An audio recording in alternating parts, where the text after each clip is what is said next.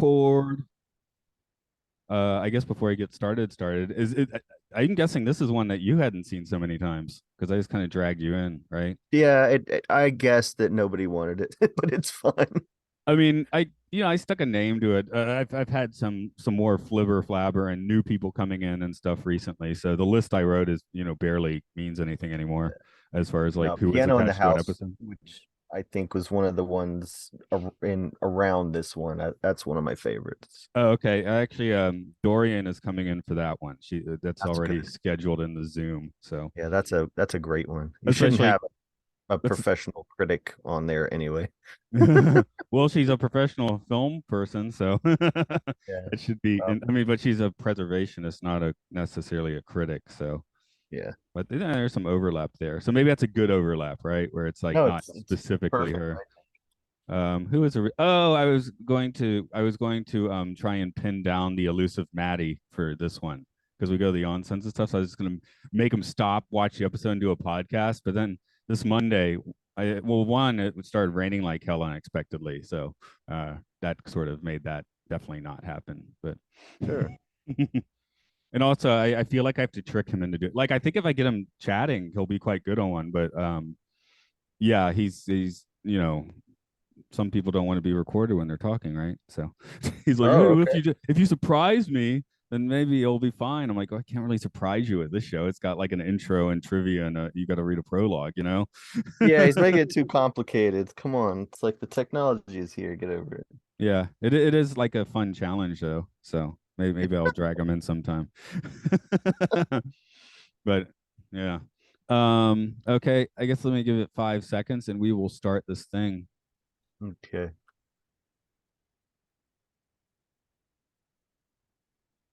Hello, welcome to Time Enough Podcast, where we have showdowns with every episode of The Twilight Zone and beyond.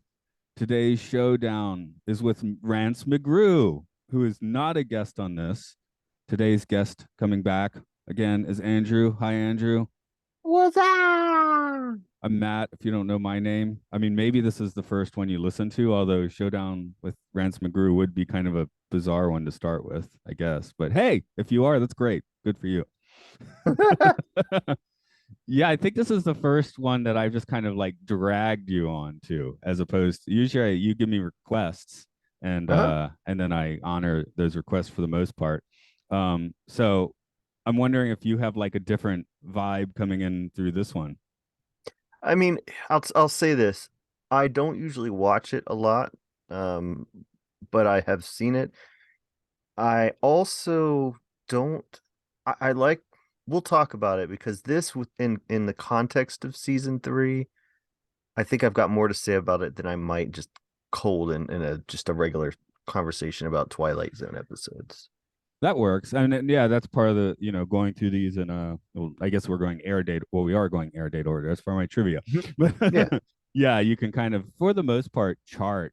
Like in one of our live chats, we were just talking about Nothing in the Dark, and it was like, oh, it's weird. The credits come at the end of the episode instead of the beginning. It's like, oh, this was a holdover from season two. That's why. Mhm. So, Yeah. which I did mention in the trivia, forgot about for our live chat, and now have remembered again. So that's how You're memory works. doing the best you can and you do a great job. Yeah, yeah. You can only keep so much like random trivia in the mind. Like the trivia I'm about to read to everyone, I'm sure I'll like forget most of this by tomorrow. Um, I'll remember it again in like a few weeks when this episode airs and I listen to it. So, and What's then your I'll name forget again? about the day after. Um, come guys. Yeah, that's my name. Wonderful. Oh God. I hope no one has ever said that to you. No, people have said that to me. Have I've they had said come jizz as well? I've gotten that. Yes, yes. Communist. I've got that was kind of fun. That's what my kind of redneck freshman dorm mate called me. But I was like, okay, sure. I mean, I'm in a university. Makes sense. We're all commies at a university, right? And sorry, I never say I rarely say my actual family name on this podcast, but if you're wondering, it's Comages. So you can make lots of weird things as the things we just did with it. I think Shearer is still weirder. Really? Why? Because the sheep? Well, it's just like an adjective, like, or I don't know, you know what I mean? An occupation. Yeah, I think it's a noun. That makes Yeah, that yeah. that makes sense. That's where a lot of family names came from, right? The occupations. Actually, Commages does, if you trans, it goes back to German to be Königssee, at which point it's King's Lake because an ancestor was like the game warden. So that's Okay. how that's how a lot of these names work out, right? So yours didn't go Sure. through the weird, language blender that mine did. No, they were just, like I guess I'm just glad I wasn't like bedwetter. Shearer I can deal with. James Bedwetter. That'd be great for his, for Bond introductions. Name's Bedwetter. It's at least James one of the Bedwetter. names where you'd say it and then you'd meet them and then minute later you go like, "What?" 'Cause at first it sounds like a last name. You're like, "Yeah, James Bedwetter the third." You're like, "Oh, Bedwetter." But Yeah, they that keep bed. they keep excusing themselves every 3 minutes and come back That's with a new pair of pants. right. Yeah, soak these too. Always have another pair of pants ready. That's right. Go figure. So the emergency pants. Rance McGrew, yes. Original air date was Okay. February 2nd, 1962. Christian Nyby directed. He made the television rounds of the period. Gunsmoke, but also helmed 1951's The Thing from Another World. As an editor, he has credits on classic films such as The Big Sleep and Red River. Larry Blyden played Rance McGrew. While he was mostly a Broadway man, he has already showed up in the Twilight Zone episode, A Nice Place to Visit. He later hosted a revival of the game show What's My Line and was slated for more before his untimely death in a Moroccan car accident in 1975. And since that was a bummer, I'll add that as an up and coming actor, his neighbor was Rip Torn. I thought that was a fun fact. Wow. Jesse James is played by Arch Johnson, who we've also seen in the Twilight Zone episode The Four of Us Are Dying. He made a multitude of TV guest spots and was a regular on TV shows The Asphalt Jungle, It's Always Jan, and Camp Run Amok, spelled Runamuk, so you don't catch it unless you say it, I guess. I don't know. 60s humor. The director is played by Robert Cornwaith. He also showed up in Nyby's Thing from Another World and appeared in genre films such as War of the Worlds. That is the completion of the trivia. Oh no, I'm picking up that habit from Mark. Trivia over. It's I not love unhelpful. It's not unhelpful, you know? Yeah. Yeah. No, absolutely not. All right. Okay, So, you're seeing nothing. I know you're seeing nothing at the moment. There we go. Now you're seeing something. yeah, Are you you leave now? all this in when you put the episodes out? No, I just decided to edit this little segment because I thought I was going to be able to do it real slick and do it without pausing, but now I got to make an edit. Oh, that's fine. Ledger Mains. So I will do this properly Ledger because Main Jackson. it's a long uns. No, that's not that bad. Well, it's not a nice. I mean, the Good Life, right? That's the insane. I think that is the Oh God, longest one of the entire series. it's a good life. Yeah. Uh, Yeah. I try gotta it. explain a whole lot of crap because really this was a feature film idea. Okay. You can roll this if your teeth are dry enough. Yeah, they're close enough. Some 100 odd years ago, a motley collection of tough mustaches galloped across the West and left behind a raft of legends and legerdemains. And it seems a reasonable conjecture that if there are any television sets up in cowboy heaven, and any one of these rough and willy nail eaters could see what the careless abandon their names and exploits are being bandied about, they're very likely turning over in their graves, or worse, getting out, which gives you a clue as to the proceedings that'll begin in just a moment when one Mr. Rance McGrew, a 3,000 buck a week phony baloney, discovers that this week's current edition of Make Believe is being shot on location. And that location is the Twilight. So what is a ledger domain? Ledger domain? Ledger domain? Am I saying that right? Ledger Man? I Yeah. don't know. Okay. I mean, you're gonna have to It's one of them Google old that one. one of them old timey words, I guess. Yeah. Yeah, I'm not. really look stuff up when I'm on the show with you. So Rod's a writer. He knows more words than well, right you're a to writer, Rotter. so you should maybe you know a few Absolutely. words. You probably know a few words. I don't write much. So I don't know so many words. Well, the You thing know is that words not. my, I am when writing for um just a daily news publication, you got to try to keep the the reading level to like, this might be read by somebody in sixth grade, or it might be read by someone who's like 72 and lives in a zoo and eats his breakfast out of a shoe. Yeah, for sure. Yeah, after teaching Japan for a while, because when I taught my first couple of years teaching were in America, where I think I was teaching with like using insanely large words all the time. But yeah, my working vocabulary has been quite streamlined living in Japan for a while. Yeah. Yeah, why not? Because if you want to talk about the conflux of possibilities or something, you're going to get a lot of blank stares. Ledger Main Jackson. Yeah, yeah. Ledgerman Jackson's going to give you a weird stare. Um, Right. but I my was fir- I was the one that broke all the mic stands. my first thought on this episode is it's kind of like a more cynical a game of pool, because in a game of Okay. pool, Jack Klugman's like calling out Jonathan Winters, like, come face me from beyond the grave. And he doesn't want to do it that much. Where in this one, Rance McGrew, he's not a skilled cowboy. He doesn't want any of this. And he still gets challenged from the beyond anyway by the legend, right?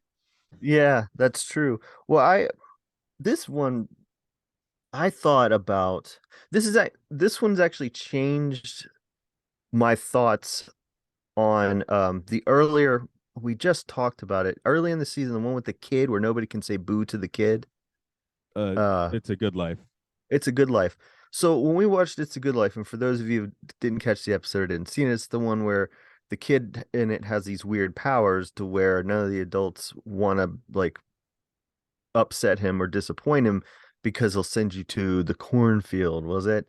To where you're basically, that means he'll kill you. And so in this episode, we've got a really just a really jerk face TV actor, and everybody kisses his butt and wants to, and does whatever he says. And so I was like, you know what, man? When I was watching It's a Good Life, I thought, well, maybe he just knew a brat kid. But now I think It's a Good Life might have been based on an adult, Like some actors maybe that a came TV through in season star. 2. Yeah, or somebody like that. You know what I mean, though? Because here again, we've got someone who everyone surrounding them has to be like a yes man. In the kid's case is because the sentence is death, but in this case, it's just because, and I know that Serling had to have seen this happen, where you got somebody that's so important to a TV show or film or something like that, to where no one crosses them and every idea is catered to. And in this show, Rance McGrew is like, he shows up late and the whole crew's waiting on him, and they keep panning to somebody up in the scaffolds reading a newspaper, just like like used to this guy's behavior. He breaks two mirrors, maybe three, because he's mishandling his weapon, his prop weapon. It's He's 21 years changing bad things. luck. Yeah, he's changing things. He's changing history, and he's such an a-hole that the real Jesse James shows up. Well, if I were to be a Twilight Zone conspiracy theorist, I would look at my list of recent episodes, and my eye would go to The Grave featuring Lee Marvin. And lovely Marvin on screen, but the guy had a reputation. I'm wondering if that might have been I don't know. what stoked the fire. Yeah, but it would I think the concept for this one though, um oh gosh. I think it came from Serling imagining John Wayne having to fight in a real war or be a real cowboy. Um but yeah, but no, It's a Good Life, definitely. Maybe Lee Marvin. Yeah. At the same time, I don't think Rance McGrew is like really. I mean, he wants this, he wants that. He doesn't want you to talk back, but I don't think he's going to be there and be like, "I'm actually a great, six." 6 shooter guy, right? Like I can't draw, and Yeah. he can't draw. He breaks mirrors, right? And he can't catch rock cut, breaks more mirrors. Yeah. So like he's arrogant, but he's not arrogant about having cowboy skills. So it's kind of bizarre that all the old outlaws have sent Jesse James as their proxy to you know show them the real ways. But yeah, for me, yeah, like I was just thinking it's like an extra aggro a game of pool. Like I almost wondered if you could like switch out Arch Johnson with Jonathan Winters again, and that might work out okay.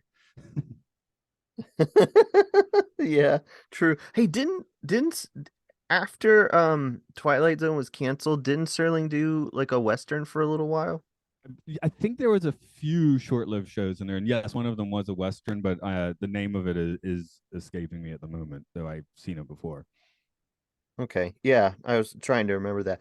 No, this story made me think of, well, there's a couple reasons why it's not like necessarily a favorite of mine, but revisiting it, I thought of the times when we've seen movies and shows where someone who is an actor is faced with like the real thing. From like I thought of Peter Vincent in the Fright Night movie that I loved when I was a kid, through like Galaxy Quest, you know, where you've got Jason Nesbitt having to deal with actual aliens. So maybe it's got more going for it than I realize. I just like, I do like that. Who is it? The Jesse James? Yeah, that's our outlaw that I mean, actually shows up, okay, but yeah, he says Jesse, he's representing a whole bunch of outlaws, right? So Billy yeah, but Good's back there in hell somewhere, looking up, screaming. yeah, let's not forget that Jesse James was one of these like ex-Confederates that was still like this is basically became a grown up. Jesse James, it's a good thing nobody black was on the set. And then what was it? The what trips me up watching it is that they have this TV set, like an actual set of a TV show that's supposed to look like an Old West saloon. But when did this not confuse you though? Because when when it's like there's a there's a moment where he looks up and he's suddenly supposed to be in the real Old West, but it didn't look like the set changed. Like it did that trip you up or no? I would have been surprised if the set had changed. I mean, it's the saloon, so you don't see the soundstage in the background at that point, right? Oh, Um, and the guys at the tables, if they do a little bit to let you know that we're not on the set, but I don't think the I mean, they're out on the ranch filming this, right? So why, just I mean, I guess use what you got. yeah, I guess I just don't think there was enough difference between the two environments, Well, I was going to to say one of sell the it. reasons maybe you were thinking this episode is slightly lesser. Speaking of difference, I feel like a world of difference did the reverse of this, kind of, if you see it that way, Yeah. and it did it in a trippier Twilight Zone way than this one. I mean, this is a No, pretty that much like on the nose, like okay, back in time, Jesse James is pumping his chest at him, and now we're back, and he's got a new manager. So, that was goofy too. No, no. What you're talking about, that episode is I consider a classic. This one, no. but that might be part of the thing because it's like I mean, not obviously, but kind of reusing that concept in reverse, but losing Mm. all of that ambiguity because that episode, I mean, I remember when we did not you and I, but when I did the episode for this podcast, we were like, oh whoa, you saw it that way, I saw it this way, like we like saw that episode in completely different ways where I don't think Ah, you could do that with this one.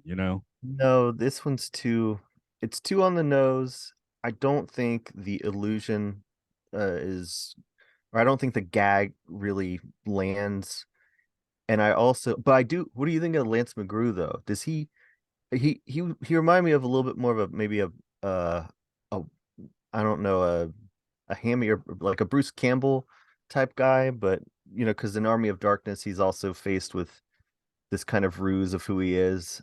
Well, Um, my first note here is, damn, did I just put on Once Upon a Time in Hollywood? So maybe that's what I was thinking.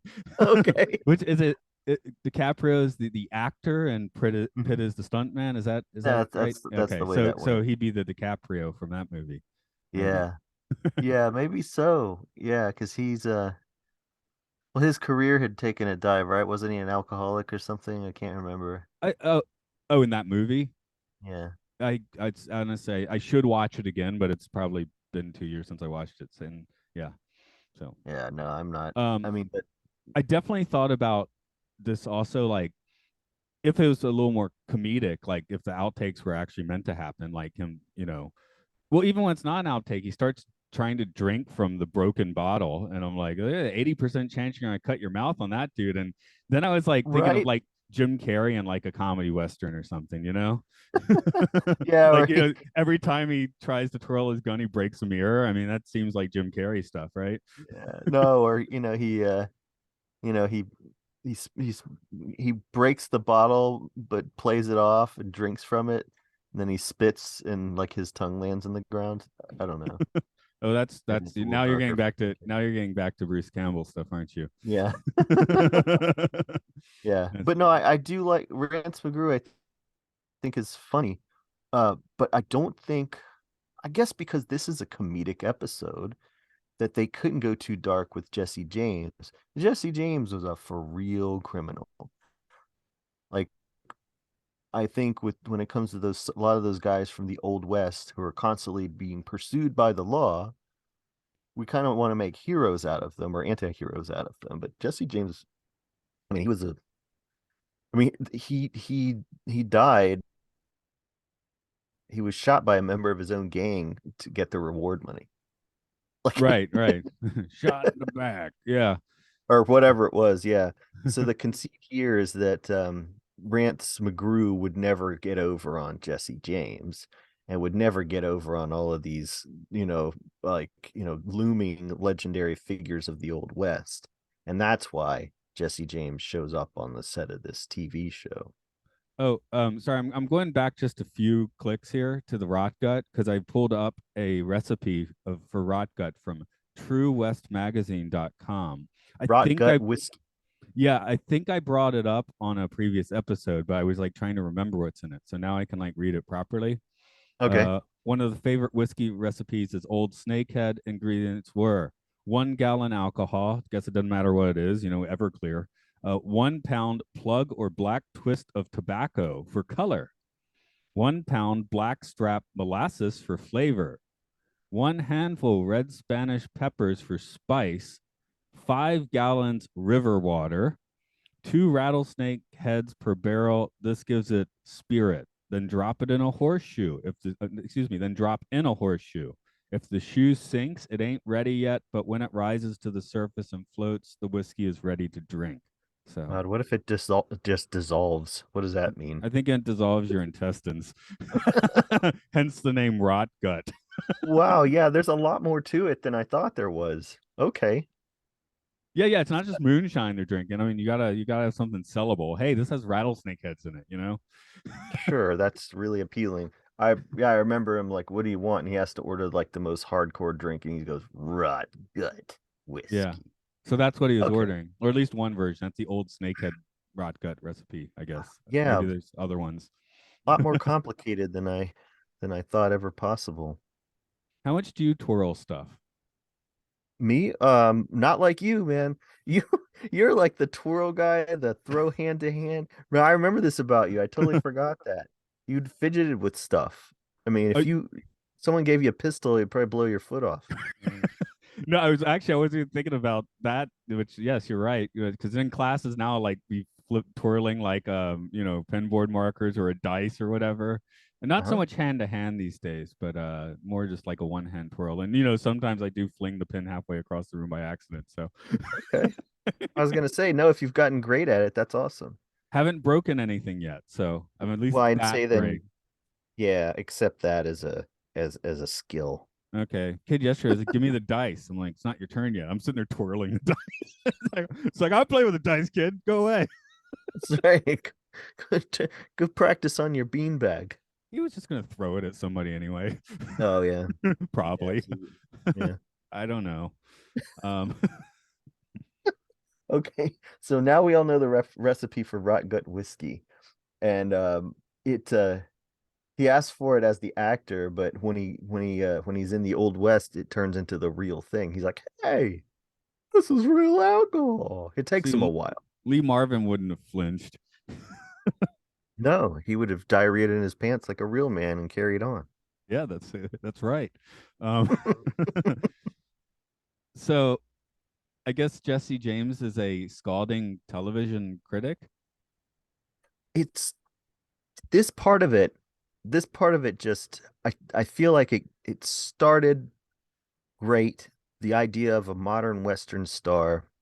You remember that old George Carlin thing where he basically attacked like cowboy attire, where he was like, yeah, the closest thing these guys, the closest any of these guys ever got to a cow was when they stopped to take a leak at an Arby's. Why did they figures?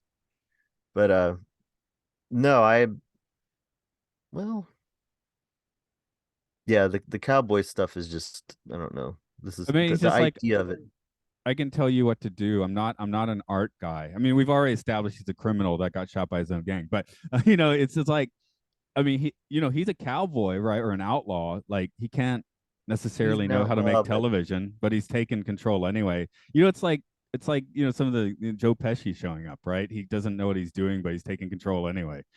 yeah, I don't know. It Serling wants us to think that all of these old Western figures are in the afterlife watching modern at the time cowboy shows and getting really mad about it.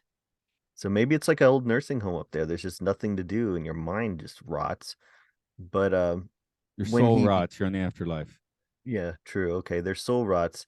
But yeah, when they have Jesse James become his agent, um, so his he dresses up like a what would you call that? Um, he looked kind of like Dom Deluise in Blazing Saddles. He did. He did look exactly like that. And he shows up in a nice car. I mean, who's really taken like at least that that cheesy TV show they're making turns Jesse James, and at least he still has him as a gunslinger. But the Twilight Zone, like Jesse James would be really I don't think he'd like to see himself dressed like that He's with on a that car. cowboy set. He could be dressed like a cowboy if he wants. Right? So why he chose to dress like that, I don't know. We could almost have Maybe he's letting the another real him come out. yeah, like the actual Jesse James come out and Well, this just could be a bad sitcom. Jesse James has come from the beyond to be this guy's new agent, and wacky hijinks ensue every week. I mean, they're going to try down the Twilight Zone with Cavender is coming. That's what was supposed to be a backdoor pilot. So, is that uh, right? Okay. No, the real Jesse James, what would he do? He wouldn't want to be that guy's agent. He'd want to recruit him for his gang. in the afterlife, so he would shoot him first because yeah, He'd shoot everybody. He'd steal uh, all the rock gun and go sell it. yeah. So, well, honestly, he'd have no use for this guy, would he? I mean, he doesn't want to Absolutely deal with not. them city slickers. Yeah, no, the real Jesse James should show up after they're trying to drive off into the sunset and just shoot their tires out and everything and steal what's in their pockets. Just I, probably I did strip the find it car.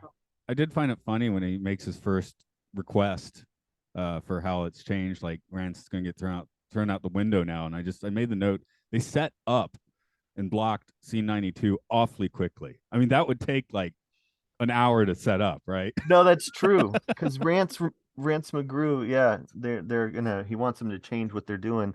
I guess those people are just so used to Rance changing things randomly that they're just ready for anything and to do what he says. Maybe Rance is a producer. If he is a producer on this show, then he's a little bit more justified. Now we don't know that, but I think it's better to assume that he is.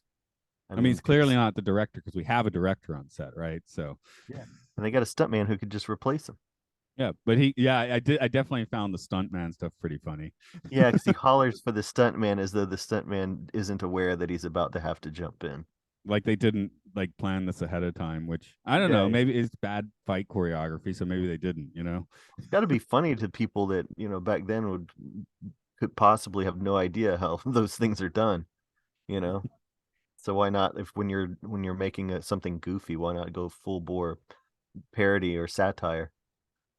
So, what actor now do you think is experiencing this? I'm going to assume oh, what is the guy's name? So I'm gonna think that Vin Diesel is going to be visited in this way. I decided it's Vin Diesel, right? Vin Um, Diesel will be visited by who? uh, NASCAR, the creator of NASCAR, who has a name I cannot not say. He has one of the best names ever.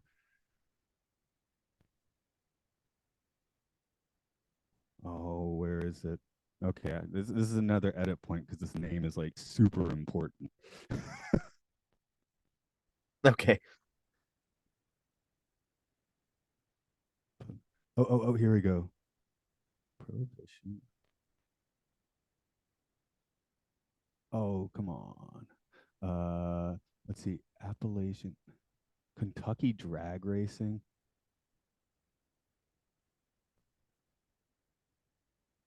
This is worth it, by the way. When I find this name. Okay.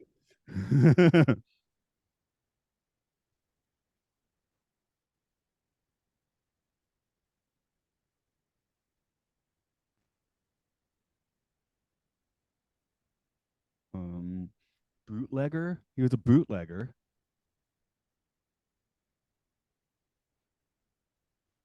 That's how NASCAR started, though. Bootleggers trying to soup up their cars. Yeah, absolutely. But he's not Bootleggers. act. This guy's not prohibition. He's later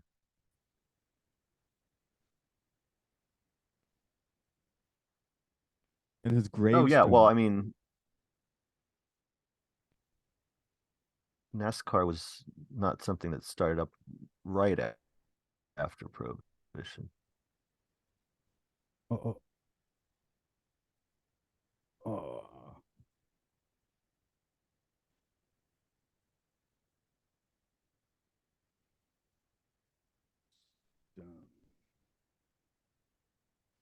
There we go. There we go.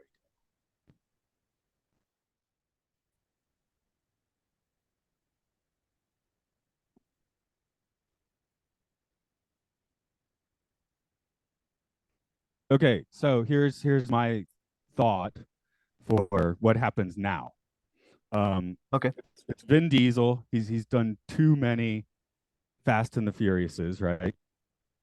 And he Mhm. is visited by Popcorn Sutton, who is a Of course.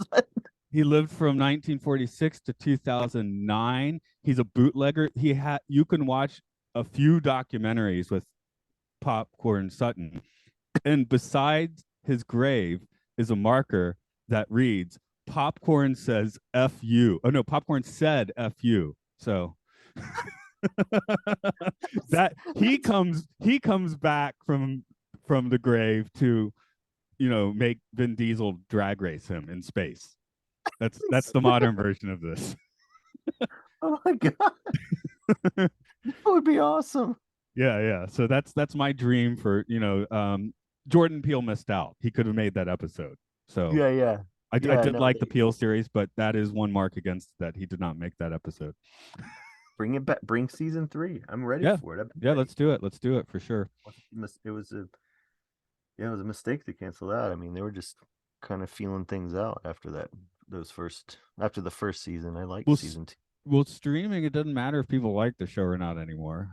Was it as we're recording this, Star Trek Prodigy just got unceremoniously dumped Mm-hmm. out of Yeah, existence. Like yeah. you can't even stream it Can't anymore. even no. Yeah. So streaming world is weird. So even if I mean, I know some people don't like the Peel Twilight Zone that much, but a lot of people do. Enough people like it. It's like should have gone a little longer than it did. Um, Yeah, I don't know exactly why, but I do know that it it's my favorite iteration outside of these, and in some ways, some of them I prefer. as for this episode in the original iteration, are there any other big observations you want to throw on it?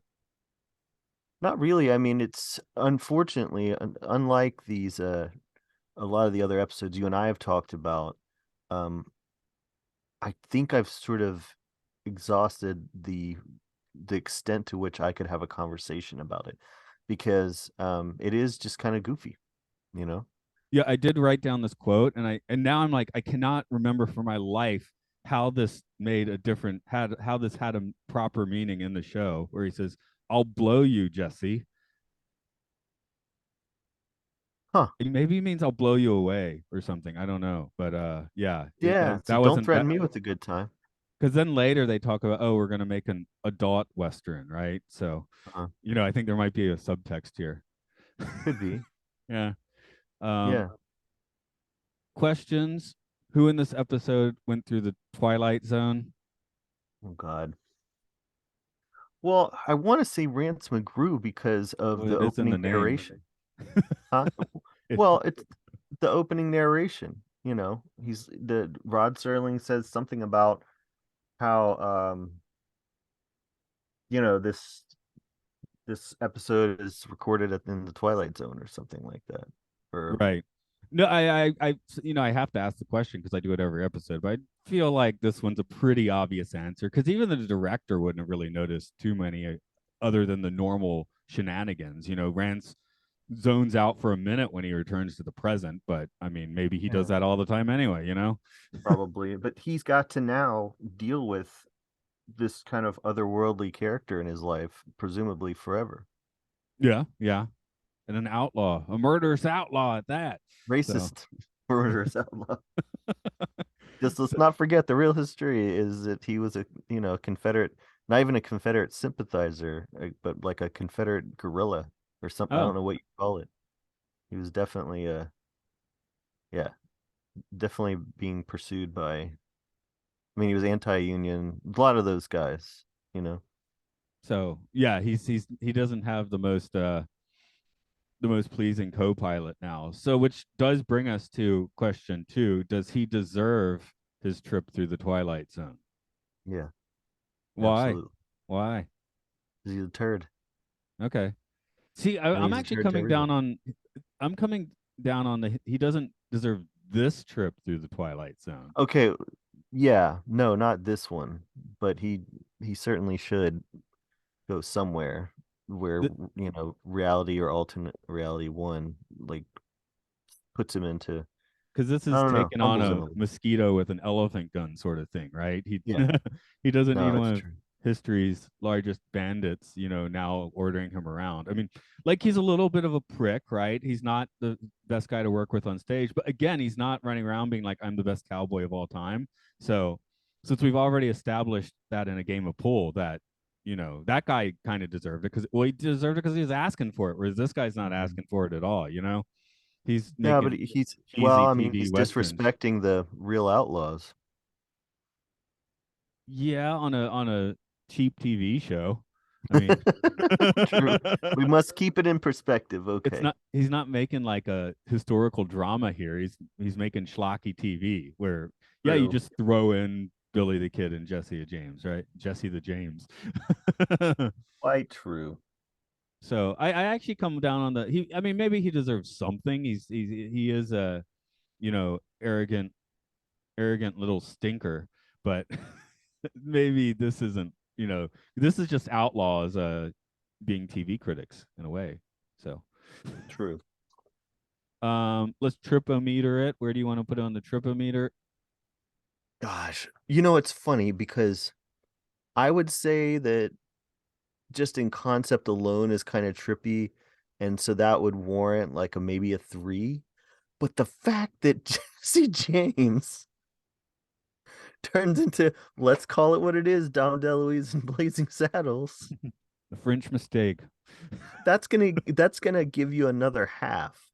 So I'd put, yeah, I'd put what are we, 1 to 10 here, or I 1 to went to 5? five. Yeah, I would say it would be upwards of around to 3.5, because that to me just like that's a shock moment.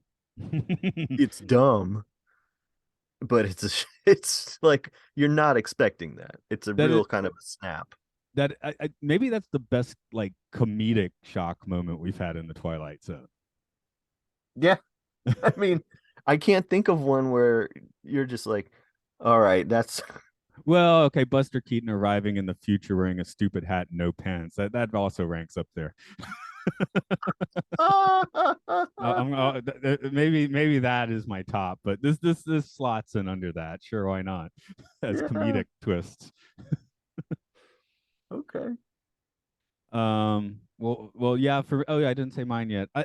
I guess I have this thing where like Western just drags down the score for me in general. In a world of difference, I don't remember what my tripometer rating was, but it was 4.5 or 5. I don't remember. And this one is lacking a lot of the real nuance, mind bleepery of that Mhm. one. So I'm really only thinking like a 2 for this one. Okay. Nothing new under the sun for the twist so much. We've had, unexpected time travel. We've had, bullies from the beyond, and all of that have shown up before. So it's Sure. just kind of a remixing of it, and it's a Western, which untripifies it a bit for me. So, all right, you got some info for us? You have that I'm looking for info look. Yeah. Yeah. No, I thought I was thinking of a whole other episode. Okay, we'll get to that a whole nother time, I guess. So, Yeah. But I agree though. I think I'm trying to give this episode something because I don't really have a whole lot for it. well, yeah, like I said, you've requested them, so here I'm kind of bringing you in for like kind of a pot boiler, or, Twilight Zone episode, Hey, right? but I So did good though, yeah. So I I mean, think. well, yeah. Sometimes I mean, sometimes you get the one that you get blindsided by one, which is not really this one. But I mean, it's fun to watch, right? Like you It don't have a is. bad time watching it or anything. But is it going to like make you go whoa? No, probably not. Um, No, except for the Dom I think Deluise this thing. one I think this one was more of a case of, they have an idea and something they think would be fun to mess with, but there's not really like a whole episode to be done about it. You know what I mean? Yeah, Is this is Rod by the pool speaking to his dictaphone, I think, which I okay, sorry, I actually forgot to mention writing credits in the trivia because I was doing them right before we started recording. But it's written by Rod Serling, based on an idea by Frederick Lewis Fox. So maybe I don't know what that means. I'd like to think they were at dinner, and the next day Rod's talking into his dictaphone at the pool, right? And that's maybe. where Showdown with Rance McGrew came from, as opposed to an episode like Equality of Mercy, where you see the guy, hunched over his typewriter, like working this thing to death. Yeah, I mean it has a concept and it has a structure, but there's just not much to do within that. Right. So that's where it is. But that's part of the fun of that's why part of the reasons that I'm doing the podcast is probably would have never got around to watching Showdown with Rance McGrew otherwise. So gotta Yeah, no, it's not one I've watched since you've started this show for certain. um let's pull into the gate then. Tell them where you're at. The date is it's the middle of July. If that Middle of helps you. July. Okay, so I'm Andrew. Thanks for listening, and thank you for having me on I'm Enough podcast. I am currently editing my first book that I've written. It's called Everybody's, Everybodies,